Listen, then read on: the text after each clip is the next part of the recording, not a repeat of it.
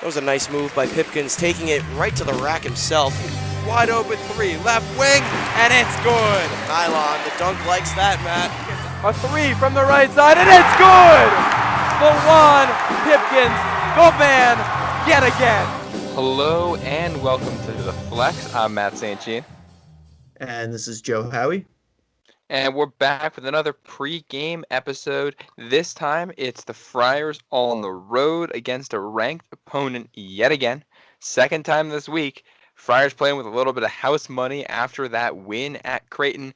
Now you head to Philly to take on the third-ranked Villanova Wildcats. This is what Big East plays for right here, and this is just gonna be fun. Yeah, Matt, it doesn't get much better than this. I mean, for all those ESPN analysts, i.e. Joe Lunardi, all those guys that don't want to recognize the Big East as a power conference, name me another conference where you're going to get back-to-back top 25 road games in the same week. I mean sure, you could probably name the Big Ten, except for the Big Ten. And the Big Ten is an anomaly this year. The Big Ten it's just fantastic. It's great basketball. Yeah. Everyone's good. I do love the fact that the Big Ten and the Big East play each other a lot. That works. Stylistically, that's fun. But yeah, let's keep it here. And we'll flash it back to last season real quick. Because the last time the Friars played at Villanova, they came out with a win, 58-54. Lawan Pipkins led the Friars in that game. Malik White was in double figures. Pipkins hit that shot late to seal it. That was when clutch Pipkins really became a thing. Pipkins. we have to insert the clip of Gus Johnson saying that just for this podcast. Yes. I mean, there was that clutch performance where the Friars were able to gut out a win. They held Villanova to 18 points in that first half, which they did. I believe that was against Butler this year. The Friars also did that. And Villanova was 5 of 30 from three, which is kind of the recipe we've seen. When the Friars beat Villanova, it's because they stifled that three-point shooting. Yep. I mean, it was really one of the most defensive college basketball games I've seen. I think Villanova only scored over 50 because of late game free throws and just sprinting up the court and hitting threes. Otherwise, we would have won, I think it was 54-48 if they didn't foul us and try and optimize the point whatever seconds was left on the clock. Because 54-48 was the score with less than 30 seconds left. We wound up winning still by 4, but very misleading final score. It was, and that was, I mean, a testament. The Friars' defense last season that we saw was on full display for that game. Really, really shut down what Villanova wanted to do. They couldn't get anything going against Ed Cooley's zone defense. And we talk about that. The Friars just had a really good defensive performance at Creighton. They had the defense rise to the occasion against Butler, the home game against Creighton beforehand. The defense is kind of starting to get going, and that's what the Friars have always prided themselves on in conference play. They may not always shoot well, but the defense is going to come to play every game, and it's going to make things difficult. Now, this is a Villanova offense that is one of the best in the country right now. Can the Friars get it done on defense on Saturday? So here are my thoughts, Matt. I think you're right. We're coming off of one of our better defensive performances of the season. I mean, Creighton is a very offense-heavy program, and to hold them to 70 points in their own gym is, I think, a testament to what we did and the way we were able to turn it around after a 3-game skid.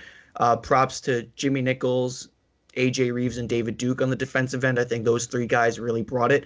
Reeves didn't exactly stuff the stat sheet, but what he did bring was 36 minutes of playing time and 8 rebounds, 8 defensive rebounds. So that's big. Jimmy Nichols was really upsetting with his length. I think there were some times when he was guarding Marcus Zagorowski. So again, that is big. You can use your wingspan to upset a lot of these smaller guards.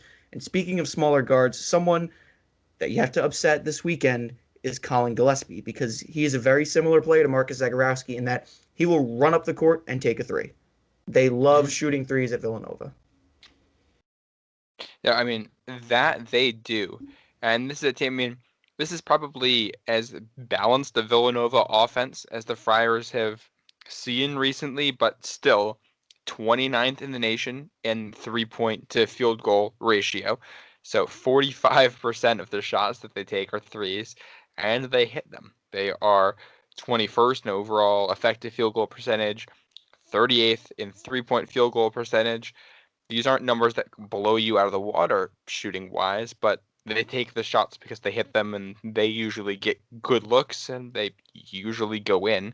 They've hit at least 70 points in all but one game this season, and they've hit 80 points in all but 3 other games. As a Villanova offense that really gets going, and I mean, it was 76 points in that last game against Seton Hall, but that's also with a little bit of rust coming off that long break, and they shook that rust off early.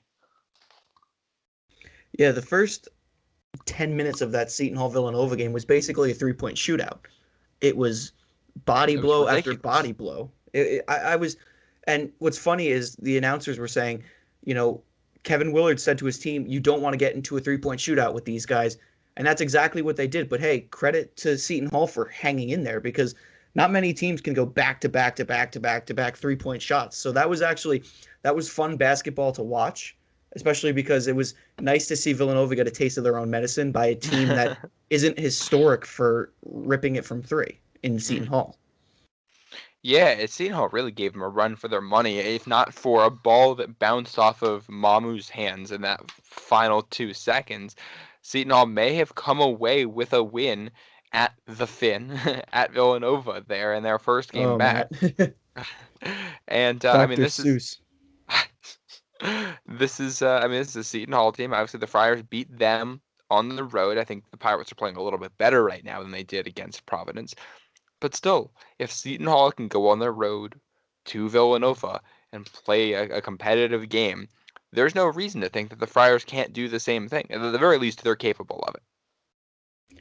Right, Matt. I think you're completely right. I think we just played a very competitive game against the team that, as of right now, because Villanova is an outlier because they haven't played, Creighton is arguably the best team in the conference, and we just played a very good game against them.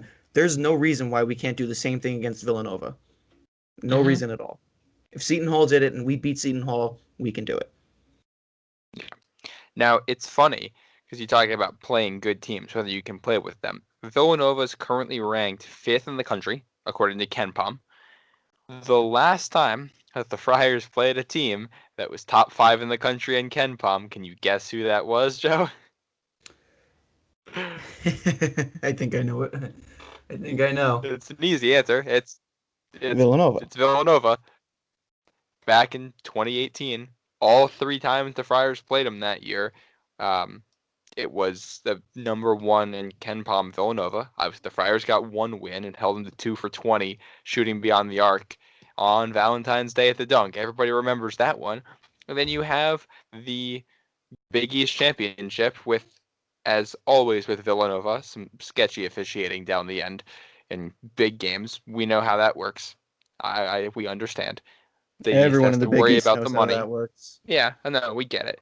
But the Friars came inches away from having 2 wins against the eventual national champion and best team in college basketball that year. Friars got a win at Villanova last year. It doesn't really seem to matter how good the Wildcats are. Ed Cooley's able to draw something up against them. Right. I think you're right. I think this might be a hot take. So, freezing cold takes, get ready. I think we match up pretty well against Villanova when we play them. I mean, listen, are there times where they beat us? Yes. Are there times where we beat them? Yes. I think overall, in terms of size, we match up pretty well. We typically have an undersized guard with a bunch of medium-sized guys in the middle with a big. I think this year our bigs out big them because Jeremiah Robinson Earl, their power forward / shooting guard / center, is 6'9". Nate's got an inch and a couple of pounds more than him. So I think this year in the paint, we're a little bit bigger than them, but overall, I think our wings match up well and our guards match up well with them. Yeah, no, I 100% agree. When you look at this lineup, to the starting lineup for Villanova, They have Gillespie, Robinson Earl, Moore, Daniels, and Samuels, is I believe how they've been doing it, although it got a little bit mixed up last time because of COVID. They had to change things around a little bit. But the big four, it's Gillespie, Robinson Earl, Moore, and Daniels. Daniels is the transfer from Tulane. All those guys averaging double figures. Three of them, all except Daniels, average at least 2 assists per game. They all average over 2 rebounds per game. So they all score and they contribute in every aspect. This is a well-coached team. That's what Jay Wright does. You know how well-coached teams are. You have your guys do everything. You pay off the refs to get the calls at the end of games. You wear suits and have overpriced haircuts. Jay Wright does everything a top coach should do. But Moore and Gillespie is 6'3", Moore and Daniels are each 6'4". If the Friars want, like they did last year, they ran 3 or 4 guard lineups. If Bynum is healthy, I think the Friars can do that again and have Bynum, Breed, Duke, and Reeves all on the floor at the same time. You're not giving up anything size-wise. And at the same time, I think Jimmy Nichols is going to match up really well against Samuels or Swider or Slater or whoever it is that's playing the 4 for the Wildcats. Just on a personal note, I think if Jimmy Nichols is going to guard anybody, I think we put him on Robinson Earl. Well, then where does Watson go then? Well, that's the flip side. I don't know where you put Watson. The only reason I say that is because Robinson Earl isn't a true center, so he's going to try and stretch the floor as much as he can to pull Nate out of the paint. And as we saw on Wednesday night, Nate is a back to the basket, traditional throwback to the 80s kind of center where you just dump it down and give it to him, and he guards guys that are similar to him very well. When you play with these stretch kind of guys, it's a little more difficult for him. I think the Friars are going to play a lot of zone here. I don't think it's going to be a lot of matching up a guy on a guy. I think they're going to have Nate Watson down in the paint.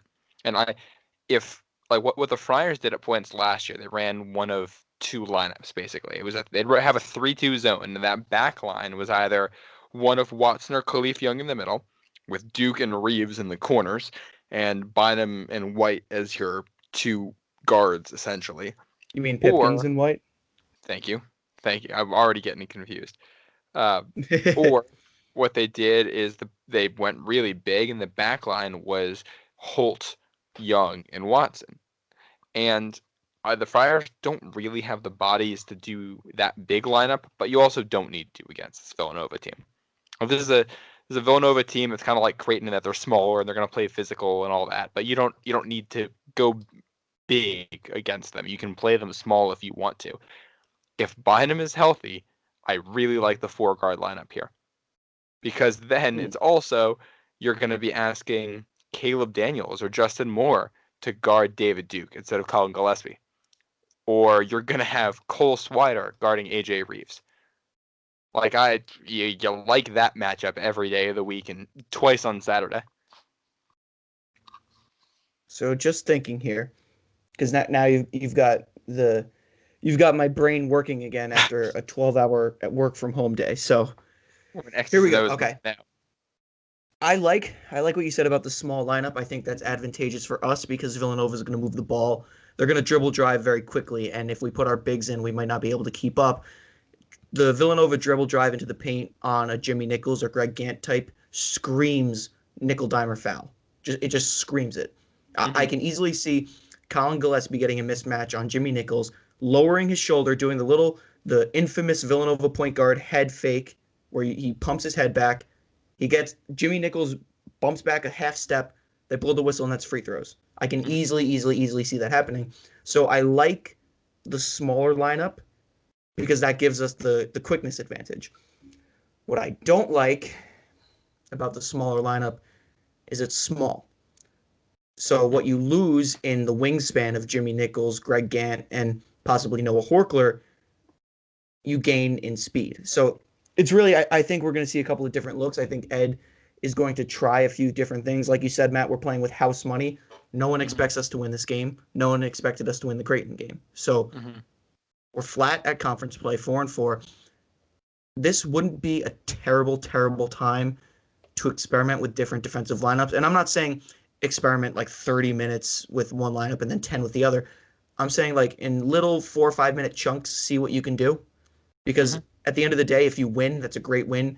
If you lose, it's not a slap on the wrist from the selection committee No, because you're going into the number 3 team's home gym, and if you win, fantastic, everyone's happy. If you lose, like I said, no one expected you to win. And I mean, I don't exactly. think anyone expects us to win except for us. No, and this is the lowest odds for the Friars to win any game this season, according to Ken Palm, which obviously you're on the road against the number 5 team in the country. That's how it should be. Um, so yeah, like you're spot on there. Another guy, I think we talked about this for the Creighton game, and he didn't play that much because he got into foul trouble. I think Horkler is a guy that you can play in this game too.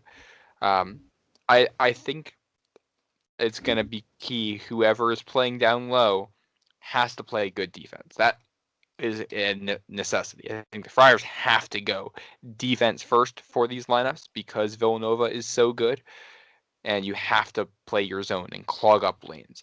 So whether that's Horkler or Gant or Nichols or some combination of them, I don't. Cooley obviously knows that better than us, but there's going to be opportunities where you don't have to match up anything super specific size wise. You can go big if you want to. You can go small if you want to. You have a lot of options because of what Villanova is going to roll out there, and it comes down to who can execute a lot of this stuff the best. So you might see a lot of Gant because his length can get in passing lanes. You might see Nichols because his length can get there. You might see Horkler because of his strength as a rebounder. Or like we saw last game, AJ Reeves. Fantastic, fantastic performance on the boards. If you play him Yep. at the 4 and he can do that again, then he's basically your stretch 4, still playing against somebody that's smaller than him on the other side. You take that too. I I wouldn't hate AJ Reeves playing because AJ Reeves comes in, I think he's 6'6", right? 6'7". No, wait, no, he's 6 6'6". He's 6'6". if he comes in at 6'6", he's gonna probably guard Jermaine Samuels, who plays the 4 for them, who comes in at 6'7". I think that's a pretty even matchup because Jermaine Samuels, he reminds me of an Alpha Diallo type because he's not a traditional um, power forward wing player. He's more of a smaller power forward wing who should be playing the 3, but because of size is playing the 4. He's playing big. If you want to play AJ Reeves big, you can. I mean, yeah, that could work. I Yeah, think and like if go ahead. no, like there's a lot you can do here, and I think the big question. I mean, if Jared Bynum is healthy, then you have a whole bunch of the lineups you can throw out there, and I think you're going to see Cooley throw a lot out there. 'Cause the other thing is you still have to play Villanova again, so you can throw 10 different lineups out there for 2 or 3 minutes at a time, and just kind of see Exactly. what Villanova does and see how they react. That prepares you for the second half, and you learn something about your players. You learn something about what Jay Wright wants to do with this group, and you take that in. I mean, you get them in the season finale at home, assuming that game gets played.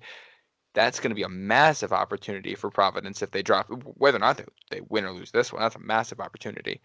So I'm just, if I was a neutral fan, I'm really intrigued to see what the defensive matchups look like here because Ed Cooley has seemingly always had Jay Wright's number. I mean, they held him to 54 and 64 points last season. Um, the season before, 73. Villanova did get 85 points in one of them. 65 points, 76, but that's in overtime. 71, 66. Like, there's a lot of performances in here where the Friars hold Villanova under their season average. And that's a credit to Ed Cooley. And he's going to pull something out there. And it'll probably come down to whether or not Villanova can shoot the ball, whether or not they're in rhythm. That's kind of your X factor, I think.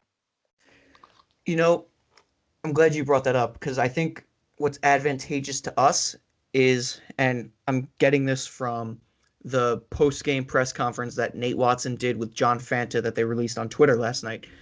Mm-hmm. Nate Watson told us that Ed had them doing a kind of a run up the court, just defending 3-point shooting defensive drill all week in practice. It is so advantageous for us that this is a back-to-back game against 2 teams in the conference that love transition 3-pointers because that's what we've been practicing for. So, for example, say you have this game against Creighton and then you have a game against like Butler or Georgetown, a team that isn't historically known for transition threes. You get out of your groove a little bit. You have to change up your defensive rhythm in practice. You have to change up the way you're scouting. This Mhm. works so advantageous for us because the scout, sure, it's different. It's not the same team at all. It's a different scout, but it's a similar game plan. If I Mhm. remember correctly, Jay Wright even said it back in the Doug McDermott days. Oh, I guess you can just pull like 33s a game and that's how you win. That's why Jay Wright changed his offense because Mhm. of what Doug McDermott did to them at Madison Square Garden. So the fact that we're playing two two heavy 3-point shooting teams back to back is so advantageous for us with respect to scouting and preparation because right now Providence is in a groove of defending 3-pointers. You don't have to stop that groove and move and transition to a paint defense. You can keep the same 3-point defensive system going while making tweaks and adjustments that fit Villanova. That's what Yeah. I'm excited about with this matchup. Oh, absolutely. That's your big thing right there. Is like the Friars get to keep this momentum going. You don't have to make massive adjustments. I will say we have talked a lot about how Villanova shoots the three. What we haven't mentioned, I know, I'm excited to talk about this, Joe. What this Villanova offense does better than any other offense, they don't turn the ball over. Their turnover percentage this year right now, 11.8%, which, to put that in context, if the season were to end right now, that would be the best single season ever recorded in the Ken Palm era. That's since 2002. Only one other team has ever gotten below 12% for turnover percentage. I believe that was Georgia State back in 2014. So Villanova is, I mean, just a heads up for all you Friars fans out there. Get ready for all kinds of slow possessions with deliberate passing where the Villanova gets a shot in the last 5 seconds of the shot clock and they find an open look or they're able to get a bailout shot or something. But I mean they pass the ball, they distribute it, and it doesn't go the other way. They don't always hit the shot, but there's not a whole lot of empty possessions, and that's what the Friars are going to have to force. You have to play good defense for 30 seconds, a full 30 seconds, and if you give up an offensive rebound, all right, now you got to do it for another 20, and you're looking at almost a full minute where you have to play a lockdown defense. That's what they make you do. That's how they tire you out. That's how they grind you out. You got to be ready for that. It's going to be tough. Friars can play a good game on defense and still get beat. So just Friars fans, you're probably going to be frustrated, even if the Friars win by the Villanova's offense. And trust me, they do it to everybody. Okay, so I have 2 points there. That is a loud and powerful statistic that you brought up about how they don't turn the ball over. Keep in mind, this is a reduced sample size because they have been off for almost a month. They have fewer games played than everyone else, so I'm expecting that's probably going to go up or down. It's not going to stay the same because there's still more games to play, and Villanova has, I think, it's 6 games that they have to make up because of COVID. So that's the only thing. It's still a great statistic, but it is a statistic that has a lot of potential to change. Number two, back to our debate about small versus big against Villanova. This is where I like the bigger, longer lineup because I think something that Jimmy Nichols is great at is poking his hands in and getting loose balls. I think it was Isaiah Jackson poked the ball away from soon-to-be Player of the Year Jalen Brunson when we played them on Valentine's Day for a quick, easy end-one layup. And Jimmy Nichols has the potential to have that kind of matchup where you have that bigger guard, smaller forward matchup nightmare on you. So I wouldn't be surprised if Ed wants to go big and kind of disrupt their backcourt a little bit. I would like to see Jimmy Nichols on Colin Gillespie a little bit. I think that would be a lot of fun to watch for Friars fans, not for Villanova fans. But then again, what you lose in that matchup is quickness because Gillespie can beat Jimmy Nichols off the bounce, but Jimmy Nichols has the size advantage. Mm-hmm. So it's going to be interesting how they play this. This is it's a chess match. This is a chess match of a game. Yeah. And the Friars defense is going to have to stay disciplined because they're likely going to come out in a zone. The way you beat the zone is by hitting perimeter shots. You know Villanova can do that. So what the Friars are going to have to do is balance between collapsing on anybody that dribbles into the paint. Well, I mean, it's usually going to be Gillespie, while staying with men on the perimeter. You're going to have guys like Duke and Reeves that will collapse on a ball handler, and then have to jump back out to the 3-point line and close out on a shooter. And then if that shooter pump fakes, you can't jump. You got to stay with them. If they pass, you got to find your man, get back to where you are, get back in position. There's going to be a lot of that. And like I said, Villanova, they're going to draw you out of position quite a bit. They know what they're doing with this. Colin Gillespie's really experienced. I mean, obviously, Ed Cooley knows what Gillespie does from that USA team a couple summers ago. So it's going to be, and this is going to be a battle of the minds, and the Friars have to stay disciplined on defense. Although we have been talking a lot about the Friars on defense and not at all about the Friars on offense. Can we? Let's I think go. we should switch to that end. Yeah. I do have a stat on this as we get going. All right. The Friars won last year. Duke, Watson, and Reeves at the Wells Fargo Center combined for just 8 points. So I think you're going to agree with me, Joe. We need more from those guys. Yeah. I mean, let's put this into context here. Lawan Pipkins and Malik White. I think, what did Pipkins have? 27 points. Malik had 16. Is that right? Mm-hmm. I mean, yeah.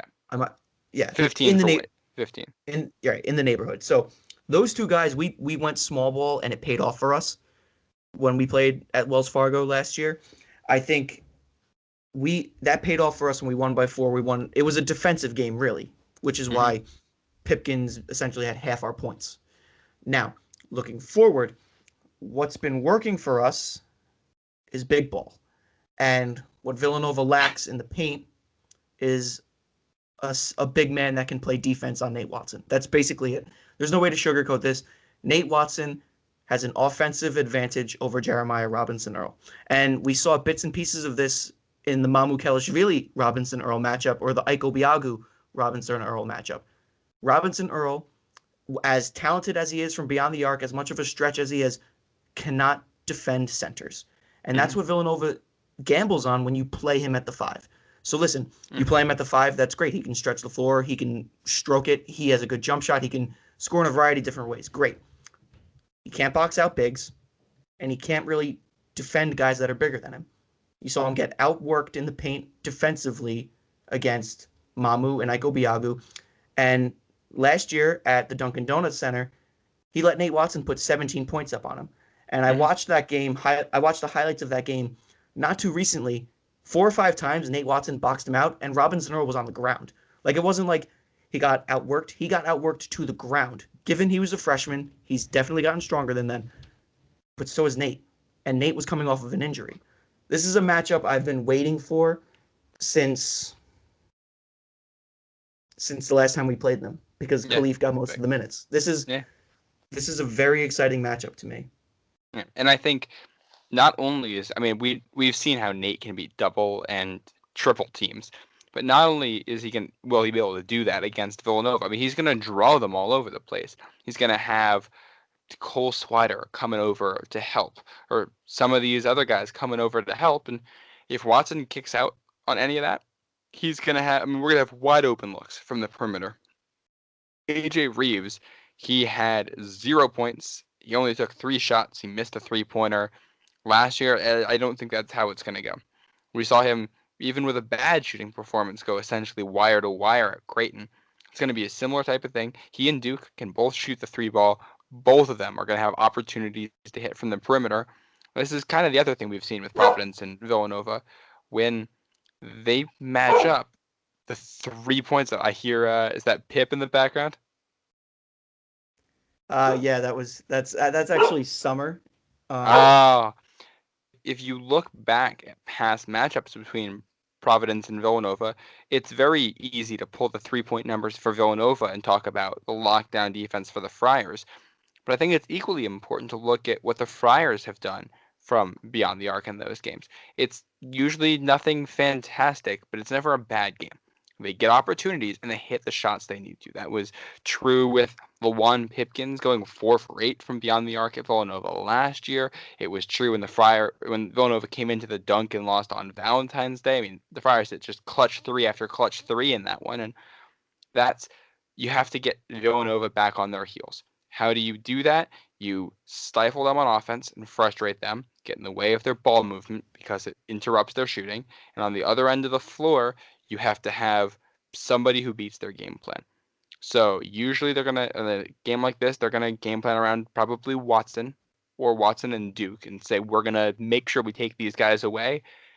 Everybody else has to step up. If one other person steps up, then it becomes a lot harder for Villanova.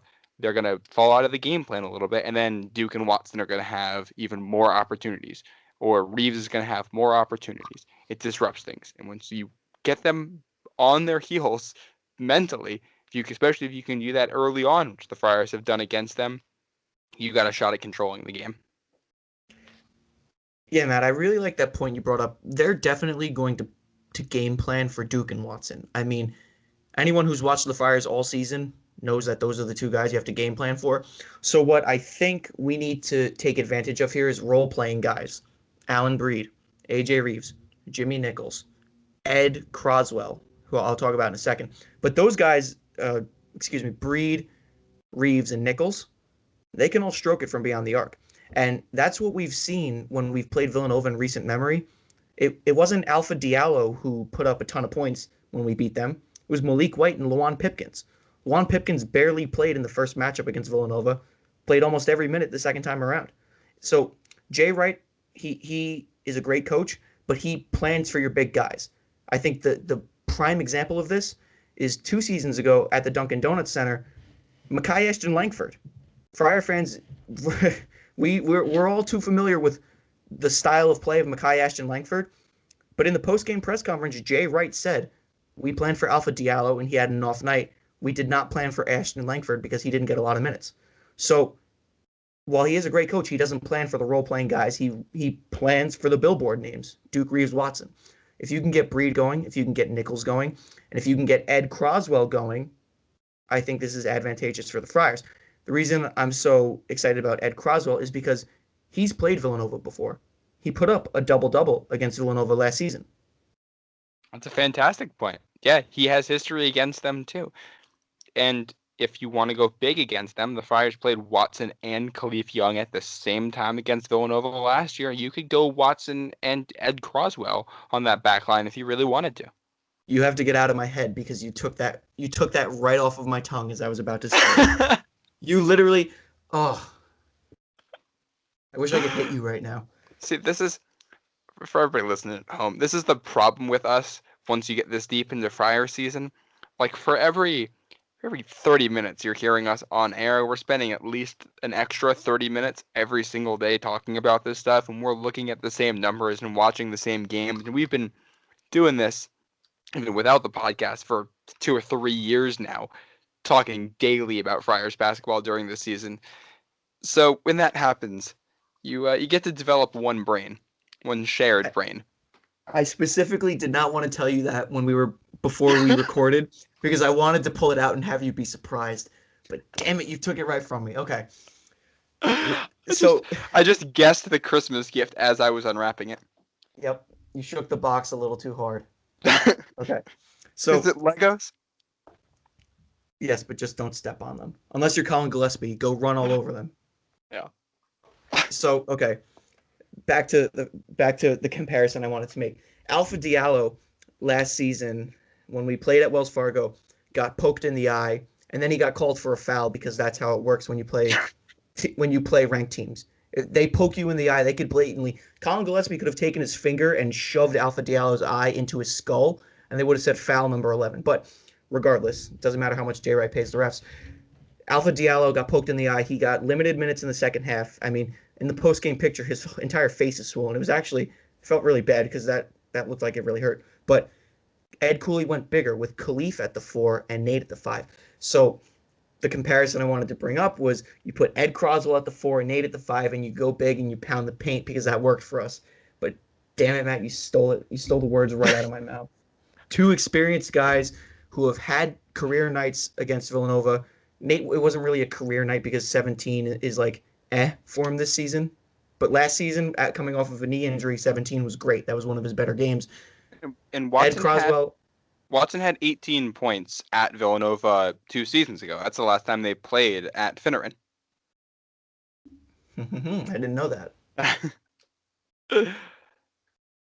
So yeah, he's done it there before. When he doesn't have to worry about that knee, he's put up some really good games against Villanova.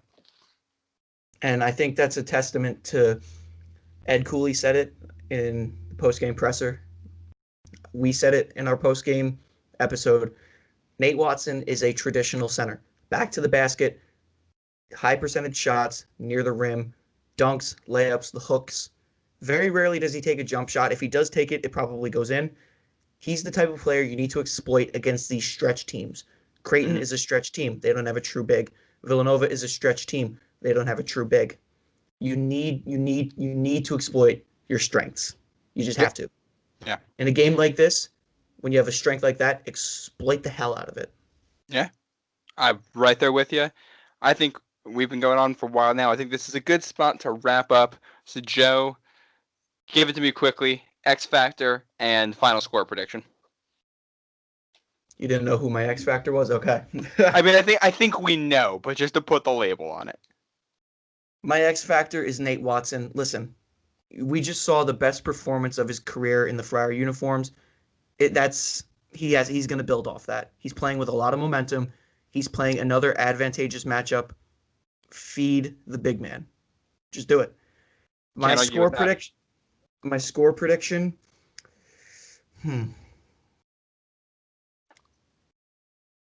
I'm going to say 70-68 Friars. Woohoo! You are almost exactly what I was going to say, too, for score. I'm going to go X Factor. I mean, I could just easily be Nate Watson, but for the sake of doing something different, AJ Reeves. He's had a couple good games in a row now. He didn't have a shooting stroke at Creighton, but if history tells us anything, especially about shooters like that, guys who find their groove, when they're doing the right things away from the ball, then the shot starts falling. That's what he's doing, which makes me think that shot's going to come back real quick, and it's more likely to be an off night than the start of a new trend. I think he bounces back. I think we see AJ Reeves in double digits. I think he's going to have plenty of opportunities. Nate Watson's probably your leading scorer. It's probably Watson, Duke, and then Reeves. But having that third guy who can get you into double figures, who can hit those clutch shots that you need, who can rebound and not let Villanova get second chances, that's going to be huge. I'm going to go like 70-65 Friars, around that range. We're right in there. I think if Villanova is held to under 70 points, Friars are going to have a good shot. I think you hold them to, I'll say even under 72, 73, because we've beaten them when they've scored over 70. You hold Villanova to under 72 points, and you have to keep them less than 5 3-pointers. That's a tall task, but I think we're capable of it. Less than 5 3-pointers. Yep. Yeah, that's your recipe right there. The Friars are playing them at 2:30 on Saturday. That time got moved. It was originally 8. Now it is 2:30. The game will be on Fox. Just a side note. Yeah, go for it. This is slated to be a very, very good Saturday of Big East basketball. A Fox doubleheader. Matt, the first game, I know you. Go ahead, say what you want to say about it. That's Creighton and UConn, right? Yeah, but you said you think it's going to be like the game of the year. Oh, no, I think this is the game of the week because okay. If not for Providence and Villanova, which could also be, but this is a UConn team that has played Creighton. James Bouknight scored 40 and they took Creighton to overtime back at the start of conference play, and I'm just really intrigued. They don't have Bouknight. They're going to Creighton. I'm really intrigued to see how this looks because UConn may end up with back-to-back losses. They may fall out of the top 25. Flip side, Creighton may drop 2 games at home in a week. There's a lot on the line there, and I'm very intrigued to see how that plays out. Yeah, I think the Creighton-UConn game has a lot more weight to it than the Providence-Villanova game. But the fun fact I wanted to bring up was all 4 of the teams playing were the projected top 4 in the conference in the preseason polls. So if you're looking for high-quality college basketball to watch Saturday afternoon, starting at noon on Fox, you got the Huskies and the Blue Jays, and then you got the Wildcats and the Friars, baby. Yeah, and while you're talking about top of the conference, this is my stat I'm looking at right now. Ed Cooley and the Friars been road warriors this season. Your top 3 right now, Seton Hall is number 3. Friars already got a win there. Creighton's number 2. Friars already got a win there. Now you got Villanova. They're top dog in the conference. They're always top dog in the conference until somebody proves otherwise as of late. Friars going on the road have a chance to have back-to-back road wins at Villanova, back-to-back ranked road wins in conference play. The Friars have played well against ranked teams as of late, won 6 of their last 7 against ranked opponents. So, I mean, there's a lot. When you look at the macro, the trends here, the Friars have done well in this spot in the past. You combine the fact that the Friars have done well in this spot with the fact that the Friars are hot and Villanova is still a little bit rusty coming off a long COVID pause. It's a recipe for success for the Friars. And the worst case scenario is you still had a successful week by beating Creighton. Exactly. I wouldn't say we're hot because before the Creighton win, we were on a 3-game skid. I'd say we're heating up. That's fair. We're starting to bubble. Yeah, I think if you beat a ranked team on the road, that heats you up real quick, though. No, we turn the burners up a lot. Yeah, but it's full ignition. They're ready to go. Like I said, 2:30 on Saturday. Make sure that you stay here after the game to listen to our post-game show. We'll give you all the coverage after that and start looking at the next week ahead for the Friars as they come out of this gauntlet, get to the end of it. That last game of the gauntlet on Saturday. Make sure you follow us on Twitter at the Flex Hoops. Follow us wherever you are listening to this. And as always, thank you for listening. Go Friars. Feed Nate Watson.